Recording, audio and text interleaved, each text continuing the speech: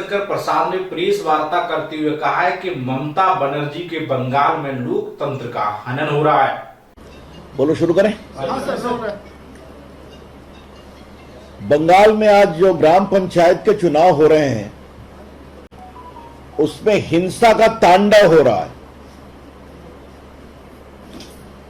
अभी तक 1 दर्जन से अधिक लोग मारे जा चुके हैं और बड़ी संख्या में लोग घायल हैं। ममता जी, आपने अपने बंगाल को कहां पहुंचा दिया?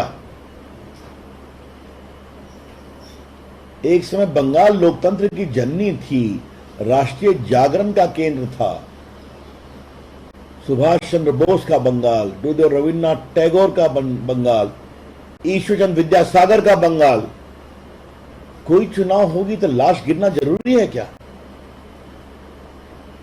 और ममता जी, मुझे आपसे एक सवाल पूछना है कि पहले बिहार सहित बाकी प्रदेशों में भी बहुत लाशें गिरती थी, अब तो चुनाव आयोग की सख्ती के कारण वो काफी कम हो गया। आपके यहां भी लोकसभा के चुनाव होते हैं तो चुनाव आयोग की सख्ती के कारण हिंसा थोड़ी कम होती है, लेकिन जब आपकी सरकार ग्राम पंचायत का चुनाव करवा रही है तो क्या हो रहा है और कितने लोग मारे जाएंगे, क्यों मारे जाएंगे?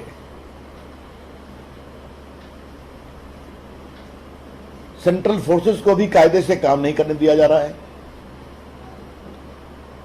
कोई सहयोग नहीं मिल रहा है जमीन पर। ममता जी की पुलिस एक प्रकार से पॉलिटिकल आउटफिट के रूप में काम करती है, क्योंकि मुझे मालूम है कि जो कुछ ईमानदार प्रभावी पुलिस वाले हैं उनको उचित प्रोत्साहन नहीं मिलता या काम करने नहीं दिया जाता। ममता जी, आपकी पार्टी के लोग भी मारे जा रहे हैं ना, क्योंकि आपके भी पार्टी के गुटों में काफी संघर्ष है, ऐसा हमें बताया गया है और यही जमीनी खबर भी है। लेकिन इस हिंसा के तांडव को कब रोकेंगे आप? It is very unfortunate. BJP condemns outright this reckless violence in Bengal in the gram panchayat election. Bharatiya Janata party आज के चुनाव में इस हिंसा के तांडव की भर्त्सना करती है। एक दूसरी महत्वपूर्ण बात हमें कहनी है कि जब पूरे देश में इलेक्ट्रॉनिक वोटिंग हो रही है तो ममता जी, आप बैलेट बॉक्स ले आई, आपके अंडर में जो चुनाव करवा रहे हैं, आप लोग के दबाव में बैलेट बॉक्स फिर आ गया। जो बैलेट बॉक्स अतीत हो गया था, बटन दबाइए इलेक्ट्रॉनिक वोटिंग मशीन पर, आपकी वोटिंग रिकॉर्ड होगी। अब आप बैलेट बॉक्स ले आई और फिर वही पुरानी परंपरा कि बैलेट बॉक्स को छीना, उठा के कहीं तालाब में फेंक दिया, किसी बैलेट बॉक्स में इंक डाल दिया ताकि जिसको जितने वोट मिले सब समाप्त हो जाए। ममता जी, आपकी सरकार के लोकतांत्रिक कमिटमेंट का टेस्ट हो रहा है। ममता जी, the very democratic credentials of your government is under serious test. किस बात पर आप नरेंद्र मोदी के खिलाफ आरोप लगाती हैं? विपक्षी दलों को एक करने की बात करती हैं कि लोकतंत्र का हनन हो रहा है मोदी जी की सरकार में। लोकतंत्र का हनन ममता जी आपके सरकार में बंगाल में हो रहा है और सारी विपक्षी पार्टियां चुप हैं। कांग्रेस के लोग भी मारे गए हैं, वामपंथियों पर भी हमला हुआ है, लेकिन कमाल है, क्या वामपंथी पार्टियों के राष्ट्रीय नेता हों या कांग्रेस के राष्ट्रीय नेता हों, चुप है। यह है आपके दोहरे चरित्र। This is your double standard.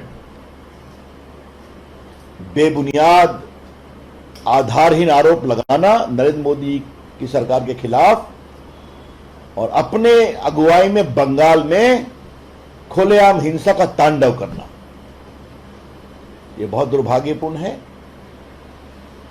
हम एक ही बात कहना चाहेंगे, ममता जी, बंगाल की जनता देख रही है, और जब कोई प्रदेश का मुख्यमंत्री हिंसा का तांडव करता है या करवाता है, तो इसका संदेश यही जाता है कि जनता इनकी विदाई जल्दी ही करने वाली है।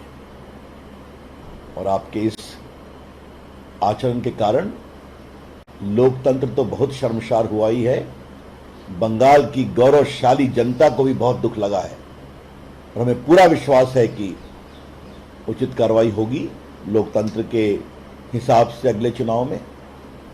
लेकिन एक बात हम स्पष्ट अपील करना चाहेंगे कि काउंटिंग ठीक से होनी चाहिए, और जिन लोगों ने चुनाव की प्रक्रिया को बाधित करने की कोशिश की है उनके खिलाफ सख्त से सख्त कार्रवाई की जाए। ये तो हम लोग खुद ही देखते हैं कि बहुत से उम्मीदवार तो सुरक्षा के घेरे में घर से भागे हुए हैं, तो प्रचार नहीं कर पा रहे। ये बहुत पीड़ादायक है, बहुत दुर्भाग्यपूर्ण है, और इसकी हम भर्त्सना करते हैं। Thank you. क्या सवाल है? ममता ने कहा था कि लोकतंत्र 2024 से मोदी सरकार आई, लोकतंत्र खत्म हो गया, अब वही लोकतंत्र को मिला जा रहा है। ये सवाल आप ममता जी से पूछिए, मैंने उठाया है ऑलरेडी। जिस लोकतंत्र के खतरे की आशंका वो प्रधानमंत्री को लेकर आरोप के बारे में बोलती हैं मोदी जी के खिलाफ, वो खुद उनकी सरकार में क्या हो रहा है बंगाल में दिखाई पड़ रहा है। लोकतंत्र का खतरा ऐसी सरकारों से है जो लोकतंत्र का नाम लेते हैं और लोकतंत्र की सारी प्रक्रियाओं को समाप्त करने की कोशिश करते हैं।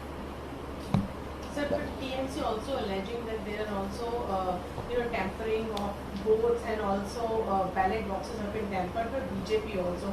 They are putting up a lot of videos and also saying that the central forces are used by BJP in the elections. How do you react? This by itself is a very, very baseless comment, a comment of desperation.